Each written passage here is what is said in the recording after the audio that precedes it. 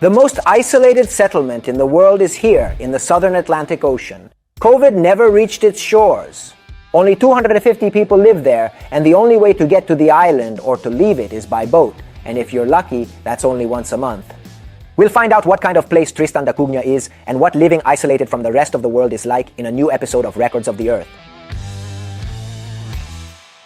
Ciao ragazzi, this video was written and filmed in Italian by our team of scientists, storytellers and video makers, manually translated into English but dubbed with artificial intelligence. Long live culture, and let's go back to the video. Let's visit the island. We can immediately notice a massive volcano, 2,062 meters tall, as Tristan da Cunha is indeed an island of volcanic origin, formed near a hotspot. It's an active volcano that last erupted in 1961. The inhabitants were evacuated, but almost everyone later decided to return to the island. The only inhabitable parts of Tristan are two tiny plains that have formed on the edges of ancient lava flows. On one of the two is Edinburgh of the Seven Seas, the most isolated settlement in the world, and on the other potatoes are cultivated. Here are the potatoes.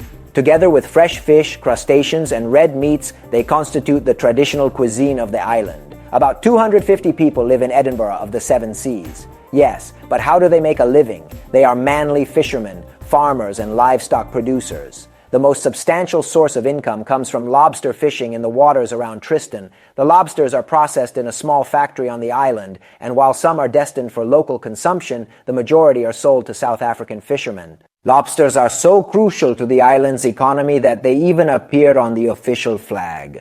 The islanders have also invented another particular source of income. They print commemorative stamps and sell them online. And since they are super rare, they are highly sought after by collectors. By the way, they do have internet. Tristan is part of a group of 4 islets belonging to the United Kingdom. English is spoken, and the currency used is the pound, and it is governed by an administrator sent from the island of Saint Helena, which is the nearest inhabited location to Tristan, even though it is a whopping 2,437 kilometers away. And it's the UK that provides a satellite internet network to the islanders, even though the signal is not very strong and the service is only accessible to the public only at certain times. What is lacking is a mobile phone network, so you can't make normal phone calls on Tristan. Given the very limited space, immigration to the island is prohibited, although the inhabitants temporarily welcome skilled workers such as doctors and teachers. Tourism is also nearly absent, both because reaching Tristan, as we'll see later, is extremely complicated, and also because there are no hotels for tourists to stay in, only a few family-operated guest houses.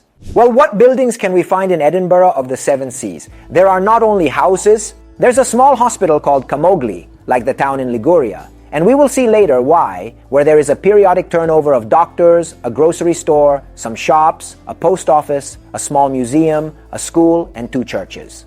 Alright, but what if I wanted to have some fun? There's a bar and a pub with a dance hall and party room attached, but it's usually only open on Fridays and Saturdays. So, in short, there's fun to be had, but in moderation. Isolation has its problems, evidently. First of all, some genetic diseases, like asthma, are more common than usual because the inhabitants reproduce within a small group. Also, islanders have to depend on the outside world for various goods and merchandise, such as medicines. Finally, the school only provides education until the age of 16. Those who want to continue studying must relocate. Speaking of leaving or arriving at the island, how can you visit Tristan? First of all, you need to ask for permission from the administrator and the island council, explaining why you want to go there and often demonstrating that you have no criminal record. Let's say we've obtained permission. How do we physically reach the island? First and foremost, you have to make a reservation more than a year in advance, and then be mindful that once you depart, you can't be sure exactly when you will come back. To reach Tristan, in fact, you have to fly to Cape Town, South Africa, and then from there you can only proceed by boat. If everything goes smoothly and the sea is not too choppy, it typically takes about a week and costs between 250 and 500 euros to travel the distance of 2,810 kilometers that separates the mainland from the island.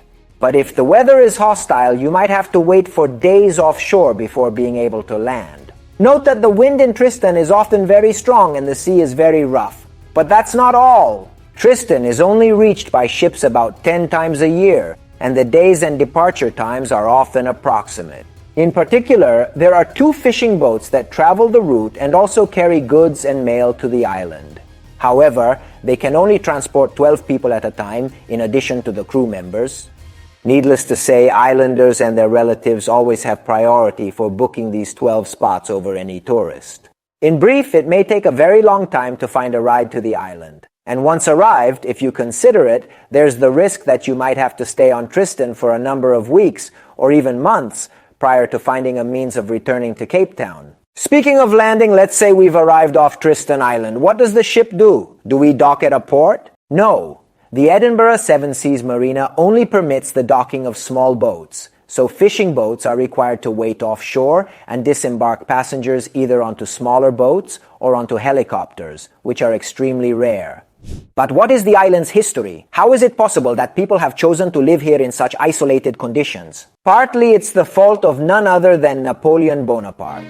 The island was first sighted in 1506 by a Portuguese navigator, Tristan da Cunha, who named it after himself. Tristan at that time was uninhabited, and it stayed that way for many years, used only as a place for support and provisions. The permanent settlement of Tristan began 3 centuries later in 1815 by the United Kingdom.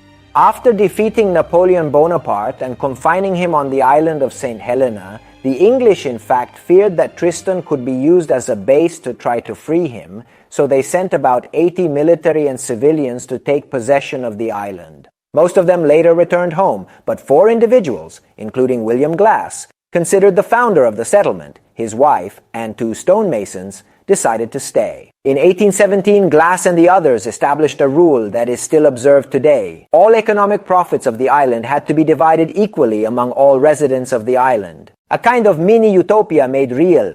Later, more people arrived and the population started to increase.